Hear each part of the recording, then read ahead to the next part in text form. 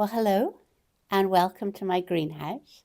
My name is Jane and today I am going to be talking all about potting up dahlia seedlings. Now, the reason that I have so many dahlia seedlings was that this year I got a very special gift from my friend Erin, who you might recognise, at Floret Flowers. Now, way back when I used to grow cut flowers, when I set up a really micro flower farm, there weren't many kind of really small growers around. And it was only through blogs and forums that really you could connect with anybody. And Erin was one of the people that I connected with because she is in Washington State in the United States, and she was wanting to do very much the same kind of thing as I was wanting to do here in the middle of Scotland, to grow a wide variety of flowers that you couldn't get from a florist supplier, to really be looking at it in an artistic way and to widen the colourway of flowers that you could get, to widen the varieties. Now, it was absolutely wonderful to meet these other micro growers, because it gave you more confidence. It was reassuring when everything kind of like went a bit wrong.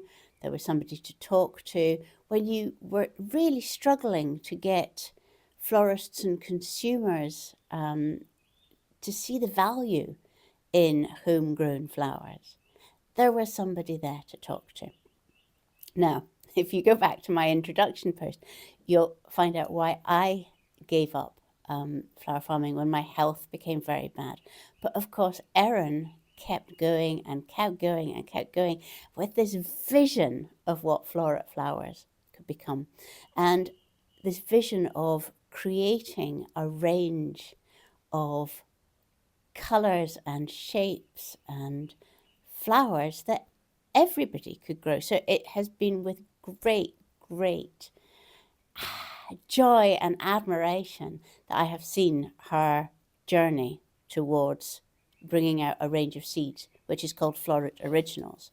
And partly because they're wanting to sell these seeds in the UK at some point, Erin has been sending out some packs of seeds, full sets of seeds, to people in the UK, just to see what all of the customs and the phytosanitary report and all of that kind of thing involve, and whether it's going to be possible to send the seeds to the UK. So when I came back from Naples, there waiting for me was this amazing box, full set of Floret Original seeds. I mean, I don't grow on that scale anymore, so I have been sort of like passing on, sharing the love. I've sent some seeds to Georgie at Common Farm. I have sent some seeds to Rebecca at Silver Grey Foliage. I think she's done YouTube, not a YouTube video, a podcast, which I will link here, all about why she loves zinnias, why she's growing zinnias. I have given some to a local CSA, which is run by Philip and Louise. It's called Upper Ballad Farm, and they are just starting a flower subscription project. So I am sharing them out, but even so, I have a lot of dahlias, which I'm going to be pricking out today. And what I would say is that this, and I'm not surprised because Erin is just so impressive, has been done so beautifully. I mean, look at the seed packets. The seed packets are just to die for. So there's a postcard that Erin sent me, and then they all come with this little book, which it is a guide to getting the best out of your seeds, which is just wonderful. And when I sowed these seeds, it took 4 days for them to germinate, which is I think, a really, really good sign of them. And here we are. This is day 8, and they are ready to pot on. So that's what I am going to do. But first of all, I'm going to go and put all of these beautiful seed packets and my bit of paper in the house so that I do not get it wet and destroyed. Right, so these dahlias are just just ready for potting up. You can see that they have their original seed leaves, which are the first ones to grow, and then they have another pair of leaves coming out from the top of that. Budgie, do you want to maybe just jump off? No? Oh, there you go. Down you go. And if I lift the top up, I can just see some roots coming from the bottom of the tray. So these will be really, really happy to move up into a little bit more space. I believe that really the most important thing for me in obtaining results from the seedlings that I grow in here is potting them up really fast. So these dahlias, by the time that they go out in a month into the garden, month-ish, will actually be in bigger pots than this. They'll be in sort of 7-centimetre pots. But if I let them grow more in the seed tray and then put them into the 7-centimetre pots, or if I let them grow in the seed tray and then put them straight out into the garden, that time where they didn't have quite enough light or quite enough water or quite enough food would have given them kind of like a scarcity mindset that they never ever recover from. So first thing is to make sure that your seedlings are nice and wet. So I have all of the seedlings that I am potting on today in a tray of water here so that they're nice and wet. Then I'm going to fill up my module tray. These are wonderful module trays. I bought them reclaimed, sort of like this is second hand. I've had these for 5 years now. They are absolutely brilliant. And there are a couple of reasons that I really like them. One, I'll put it up. They give you really nice, chunky plug plants. Although I'll pot on the dahlias from these, there are other things that I'll be quite happy planting into the garden from this size plug. It's a little bit larger than a lot of the modules that you get. That means that it's easier to keep it watered and fed. Next thing, look here, look how big that drainage hole is. That means that you're not going to get waterlogging. So I love them, and I will put the link under here. It's actually a link to a company that does make lots of different sizes of module trays, and these are only in sometimes because these are ones that they have got from other places and are selling on. So they only have this second-hand shop every so often. Yes, Budgie, they do. So it's worth putting a sort of like going and having a look and then putting a reminder link so you get an email when they have them back in stock. Their other module trays aren't quite as good, particularly the ones that are really small. I don't find that they suit me at all. They might suit commercial growers who are have like proper watering systems set up and that kind of thing. But for me, I like the nice chunky modules that give me really a bit more time, a bit more leeway. Right, so I'm filling this up just with a very nice peat-free compost. This isn't the same as the one that I used for the seedlings, which was a seed compost. This is more hefty. You can see that there are wee bits in it. And I'm going to fill this all up. Yeah. It up. And The reason, I've just noticed, the reason that the cat is here is that she is eating the Weetabix that I have put around my seedlings as snail protection. Slugs and snails prefer Weetabix to seedlings. So all around my greenhouse I have Weetabix, now like little cereal biscuits around, and the cat has come in to eat that. Right, once this is level like that, I'm just going to lift it and drop it. And all that does is it just solidifies the compost, because it's not as easy to squash down the compost as it is in a seed tray. And now I'm going to water this and then leave it to drain. And then it'll be time to transplant the seedlings.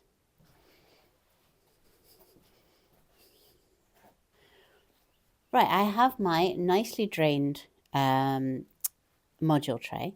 I'm going to just make little indentations at the first ones there. Then I've got my fork. I find forks to be the best thing to take seedlings out of trays. So pop it in here, and wiggle it around a little, and then gently pull it up. Now I want to show you how good the growth is on these seeds. Look, it's holding itself together right the way around here. You can see the roots. I'm going to bring it further to the camera. See that? Look at those fantastic roots on that. Good seeds, good compost, good roots, good plants, good flowers. Right. And then I'm going to pop it into here. Not squashing it, but making sure that it makes contact with that soil.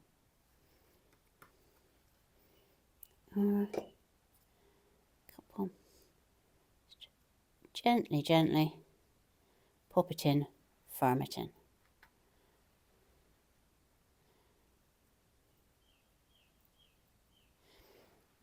And these seedlings will be in here for probably a couple of weeks. Get decent weather, I'll be wanting to plant these out 3rd or 4th week in May. So I will be growing them in here for till the beginning of May. Then I will pot them up and they can spend the last few weeks in that. And you know, this sounds like it is a lot of hassle, but to be honest, I just love this whole process. Knock that bit of compost off, of growing on seedlings, lining them up in the module tray, watching them grow and seeing the roots come out the bottom and taking care of them. It's a very nurturing, mindful kind of thing. So I do not mind at all the fact that I'm going to be spending half an hour or so now, and then the same in a couple of weeks to get my plants.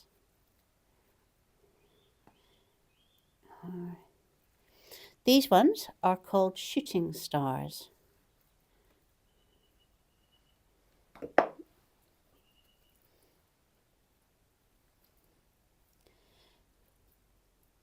And because there's a mix, there is no way of knowing exactly what colour each one is going to be. So I have it planned that I am going to grow all of these right at the front of the dye garden. I should have mentioned that one of the reasons that I am so delighted to have these dahlia seeds from Erin is that dahlias are a spectacularly good plant for dyeing, for colouring yarn and cotton and linen, just really lovely colours. But also I am wanting to print with them, to use them as a botanical print, to actually use the flowers and leaves to make imprint on fabric and paper. So the chance to have all of this range of colours and shapes and yeah, just a wonderful mix is going to be really exciting to me, because I can really use them to experiment with what things will print onto fabric and which ones won't.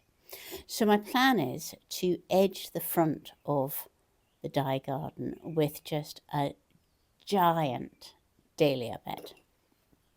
And there's kale in it at the moment, but come the end of May, beginning of June, it's all going to be little dahlias. Sort of a little hugger-mugger mix of dahlias that I can then use in my art.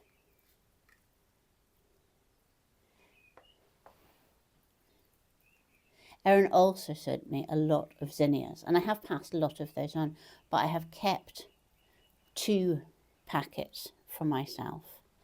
One is the wonderful apricots that she breeds so well, these kind of almost metallic apricot colours. And the other one is called Unicorn Mix. And these are going to be just for me, for cutting for the house. I might try printing with some zinnias. And I'm probably going to be growing them in a very sheltered spot, because they are much more tender. Maybe some of them in the tunnel. Right, I'm going to just continue with this, and then I will show you it at the end. Right, this is my tray now of dahlia seedlings.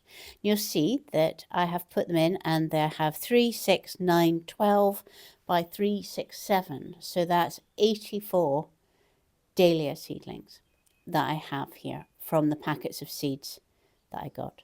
Now that's an awful lot of dahlia seeds, an awful lot of dahlia plants rather. And I think that it shows you that if you have good seeds with good germination rates, then that is actually where the value lies. And as seeds will survive in the packet in very viable form for several years, if you keep them cool and dry, just sowing a small amount of the seeds would give you a really good crop of dahlias. Now, if you want to follow along with the creation of my dye garden, I will be putting more videos on here, but I put much more kind of detailed, practical, step-by-step posts in the Studio Club, which is my monthly membership club.